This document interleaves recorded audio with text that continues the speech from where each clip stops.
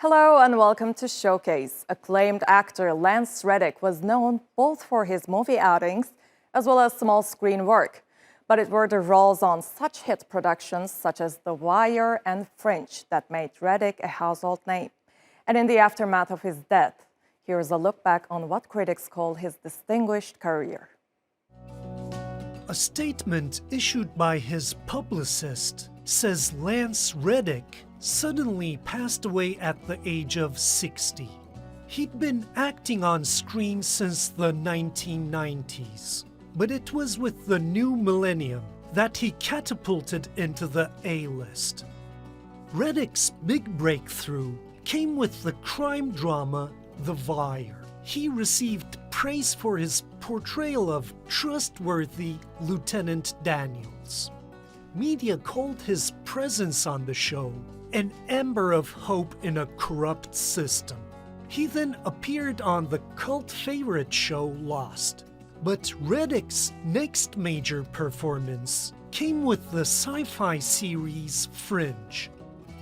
He appeared as an FBI high brass who investigates paranormal activities. The 2010s also had Reddick show up on bankable movie franchises like John Wick, in which he played an ally to the tough anti-hero. Reviews say in all these roles, Reddick had a captivating presence that required both intensity and solemnity. But despite a diverse career, he never intended to become an actor. Reddick was classically trained as a pianist, with a university degree in classical composition. It was much later that he attended Yale's drama school, and only to help his music career. Years later in interviews, he would reflect on that time, saying he knew he was talented, but that he'd also have to work hard because of his skin color. That hard work has paid off. Critics point out that he was an actor of ramrod bearing and intensity, who also had psychological depth. And this time, the fans also agree.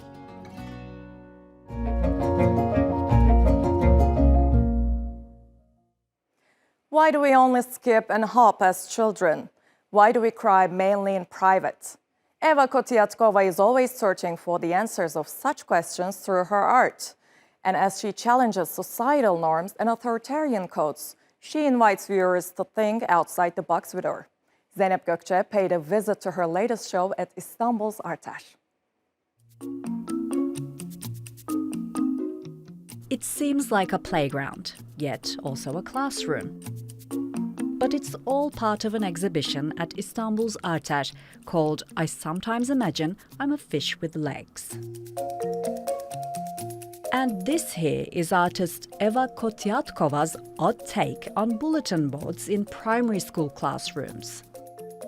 The work is called Era, and it's critical of the order and control humans claim to have over nature as reflected in education systems. But it's not just schools. Kotatkova tends to focus on how institutions shape individuals. Eva Kotatkova is an artist born in 1982 in Czechia, in Czech Republic. And previously it was part of Czechoslovakia, which was still in 1982 behind the Iron Curtain. So there was a lot of communist Soviet influence and a lot of restrictions. And her artwork is particularly influenced by this. So she's taking these educational systems and sort of decomposes them, deconstructs them in order to find leeways of creativity and expression. And Kotatkova invites visitors to lounge, dream, play and reflect here. That way the exhibition functions like a collective body. Take this work that represents a head and a body. Viewers are urged to go inside it and become part of the installation. This is a reminder that together we're all part of a larger system. Though the piece is also an example of the cage motif that frequently shows up in her art. She's actually materializing the cages that imprison us. They are impositions of the social system or the educational or the political systems that are imposed on us, imposed on our personalities, making us behave in a certain way or limiting our movement. So because she's materializing these cages, these limitations, these boundaries, one can then realize what it is and perhaps then look for ways to get out of it. Another work specifically made for ARTED is Class of Differences. In making the dolls that represent school children, Kotatkova received help from her mother. While the outfits are a reflection of their personalities, the newspapers surrounding them symbolize how the media is used as a tool to highlight normativity. To go along with this work, Kotatkova wrote a manifesto that basically says we're a class of differences, we all embrace our individuality, and our individuality is always subject to change. So you cannot limit us by rules, we define our own rules. Those who are not empathetic, those who are not understanding, they will not be able to sort of join us. And what better way is there than dreams to let go of social conditioning? In this so-called daydreaming workstation, Kotatkova urges visitors to imagine there are no boundaries between bodies and species.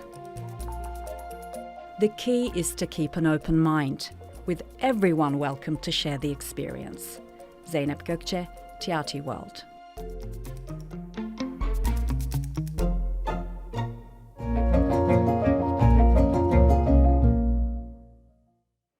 Public artworks are valuable for many reasons. They're accessible to all, on display around the clock, and provide a therapeutic place.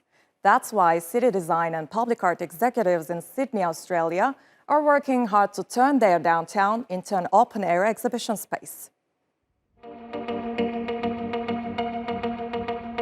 In 2007, Sydney created a public art advisory panel to provide guidance and advice on the city's public art program. For any private construction development worth more than 10 million Australian dollars, or nearly 7 million USD, the city requires the inclusion of a public art piece in the project. So now, more than 250 artworks decorate squares and gardens across the city. It's free, it's accessible, and the one thing that it does, it sometimes arrests your daily life. And I think that's what we're really interested in, is that art connects you to your local park or your local street or your local neighbourhood. You don't have to pay to go in, you don't have to seek it out. And in a way, it's just like the city's a free open museum for everyone to enjoy. For Smith, it's a way of reflecting what the community wants to see.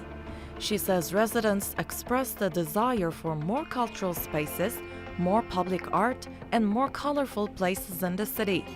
And around half of the works are created by Australian artists. We work with artists, architects, landscape architects and urban designers to really collaboratively, strategically think about public art. So we don't plonk art. We actually give artists really important voice in the making of our city. So far, the creative pieces have gone down well with the locals. I think art is therapeutic. Yeah, it helps people relax because Sydney is pretty stressful, right? So yeah, helps people relax, and yeah, I think it's good to have it around the city. Accessible, approachable, and interactive. Sydney's public art, from tiny bird sculptures to hidden wall pieces, is bringing joy into people's lives.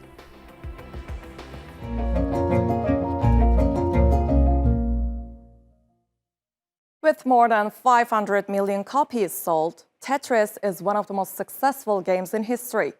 Created during the Cold War, the battle for its distribution rights became yet another arena for a showdown between the United States and the Soviet Union. And now a new movie looks into that spectacle with a storyline that could match the most tense thrillers. It was the most beautiful thing I'd ever seen. Tetris was invented by programmer Alexei Pajitnov in the 1980s. It's poetry, art, and math all working in magical synchronicity. It's the perfect game. Tetris? Tetris. Tetris. Tetris. Tetris. I don't get it. Entrepreneur Hank Rogers saw it as a potential hit and decided to secure the game's distribution rights. This is a once-in-a-lifetime opportunity. Hank, only 10 other people in the world have seen what you're about to see. It's called the Game Boy. Package it with Tetris. Can you get us the rights? Tetris the movie tells the story behind his mission. The events of the film takes place just before the Soviet Union dissolved, and that lends the movie a political edge. Have to bet the house to win. But not literally. Listen. Have you ever heard our apartment this quiet before? The focus is on Cold War bureaucracy. The rights of the game don't belong to the game designer, but to the state. So Hank has to negotiate his way through the party. Even the KGB gets involved. Reviews point out that the movie manages to build comedy-tinged tension from such potentially dry material. And they add the ensemble cast of characters, sell the negotiation narrative as a spectacle. In the end, Soviet leader Mikhail Gorbachev and then Nintendo president Hiroshi Yamauchi are pulled into the saga to settle the case. Variety notes the movie is also a history lesson, showing how tense things were between Russia and the US during the Cold War, something we are recently seeing once again. You guys are the kings of cliffhangers.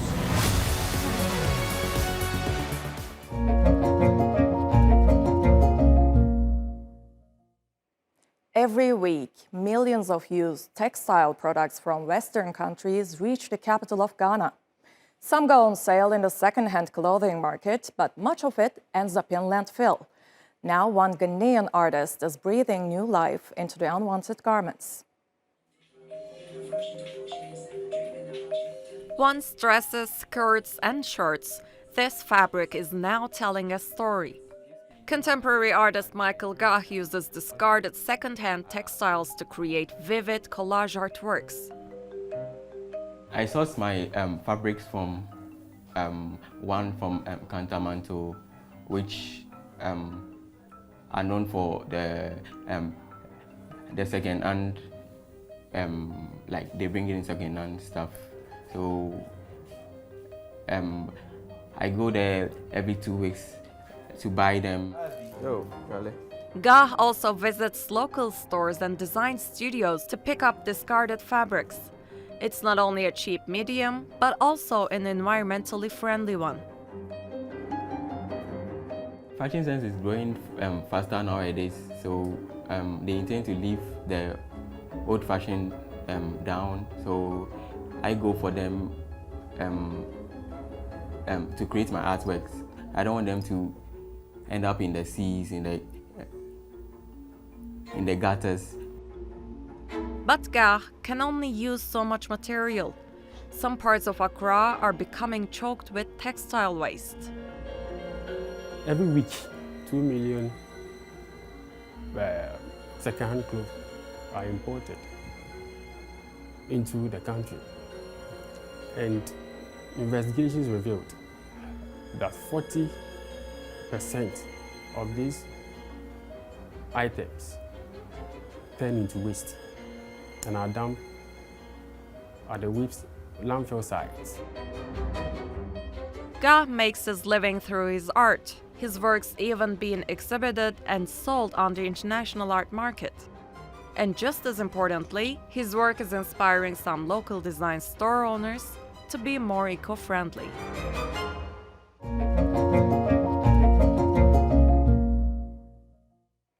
Pompeii's most famous townhouse has finally reopened after 20 years of restoration. Its frescoes and vivid colors take visitors all the way back to ancient Rome.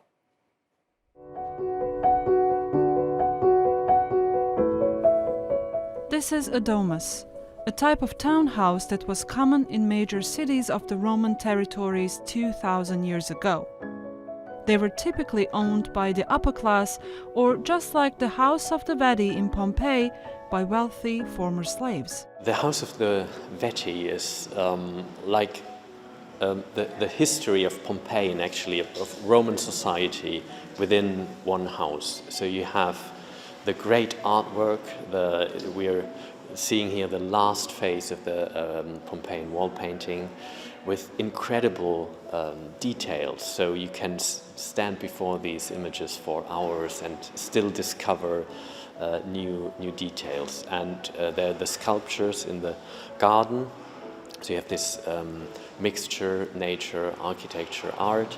But it's also a story about the social life of the Pompeian society and actually the Roman world in this phase of history.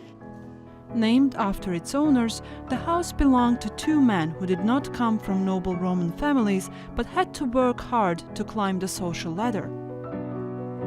And they evidently try to kind of show their new status also through culture and through Greek mythological paintings, and it's all about saying, well, we have made it, and so we are now part of this elite, local elite in the Roman world. Apart from denoting status, the decorations had other purposes.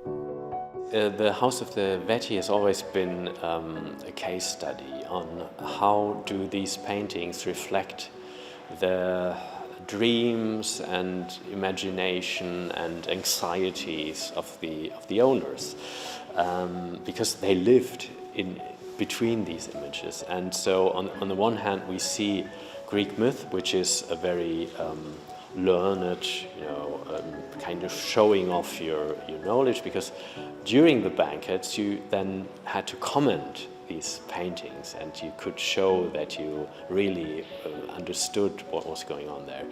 And then it's also sometimes some kind of identification. The restorers have worked hard to make sure all this beauty survives another 2,000 years. These frescoes had a particularly fortunate life because they were protected from the very first excavations of the house, in the sense that covers were immediately made, that therefore preserved a lot of the decorative fabric. But that means reversing the work of some of their predecessors, which, though well intended, did more harm than good. On the other hand, since they were considered important frescoes from the very beginning, they underwent a whole series of very heavy-handed maintenance procedures, such as a repeated application of paraffin to revitalize the colors and restore the legibility of the image, which resulted in them becoming very blurred over time, because very thick and opaque layers formed, making it difficult to read the fresco. Now that the work on the domus is done, it's clear we have one of the most catastrophic natural events of antiquity to thank for this pristine window into history.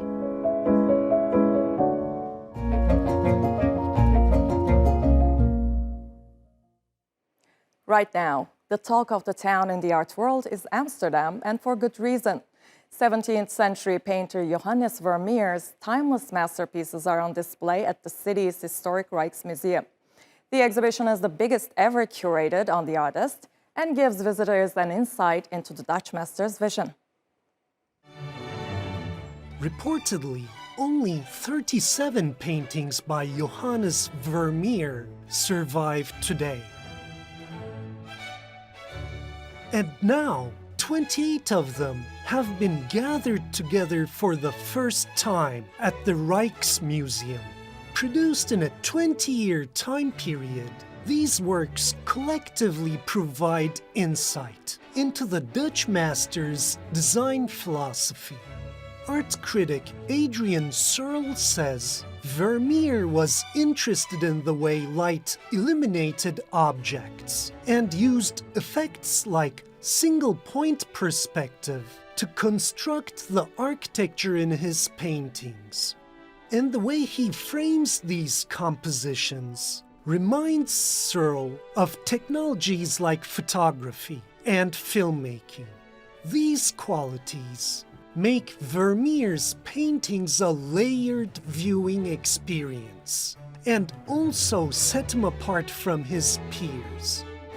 Vermeer has this quality of kind of everything is perfect, everything falls in place. There's perfect happiness in his scenes, there's tranquility, there's intimacy, where with Rembrandt it's completely different. He's kind of living life at the full, and it's about an artist who's searching for the truth and not constructing an ideal world, which Vermeer is. Rembrandt goes for the truth and digging under the surface, depicting people as they are in all the ugliness and beauty. He just wants it all. And with Vermeer, it's the minimizing the reaching of simplicity through creating a perfect ideal world. Tracy Chevalier is the author of Girl with a Pearl Earring, a historical novel inspired by the painting of the same name. She believes Vermeer's art philosophy, doubled with the curator's vision, turns the exhibition into a personal interaction for visitors. A lot of his paintings he strips away so that he focuses on one corner of a room over and over again, with often women on their own doing something domestic. And that feeling of focus and everything else falls away. I think that's going to happen when people come in here and look.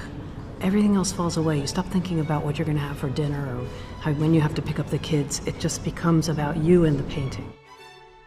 And with the 28 surviving paintings on display, art fans not only get to appreciate Vermeer's works, but also understand the makings of his timeless career.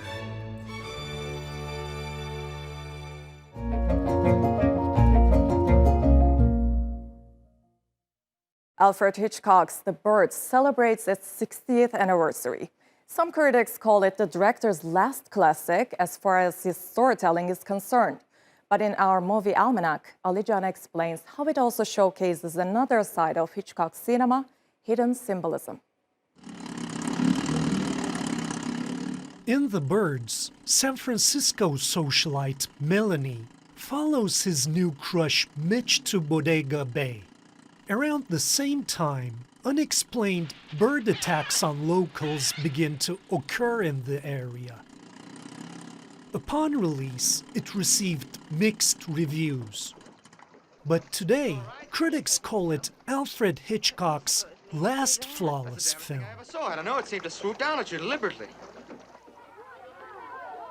And critics point out it's the psychological symbolism in it that adds to the birds' allure. Look! Hey! No touching allowed!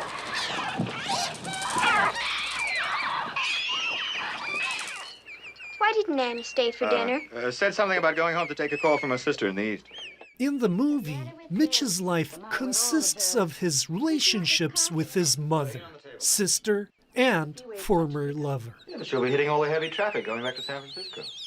Just listen to those lovebirds. Academics suggest the arrival of Melanie disturbs this balance, and that the bird attacks are visual manifestations of this tension. Cover your faces! Cover your eyes! I wonder if you could help me. Accordingly, portrayal of the birds change as the story progresses. The couple meet while buying lovebirds from a shop. That's when they're first attracted to each other. As Melanie and Mitch begin to spend time together, the bird attacks become more serious. Even characters in the movie blame Melanie for the ordeal. Scholars point out the women in Mitch's life symbolize nature and suggest the arrival of Melanie disrupts that environment. I think you're the cause of all this. I think you're evil! Evil!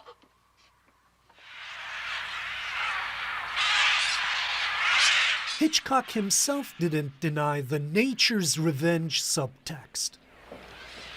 He's quoted as saying that the birds in the movie punish people for taking nature for granted. That message may not be in the forefront of the movie, maybe not even in the background, but still, given that Hitchcock's filmography at times reveals his interest in the subtextual, The Birds comes across as a fitting addition. That's it for this episode of Showcase. I'm Esra Dürüst from me and the whole team here in Istanbul. Thanks for watching. Bye for now.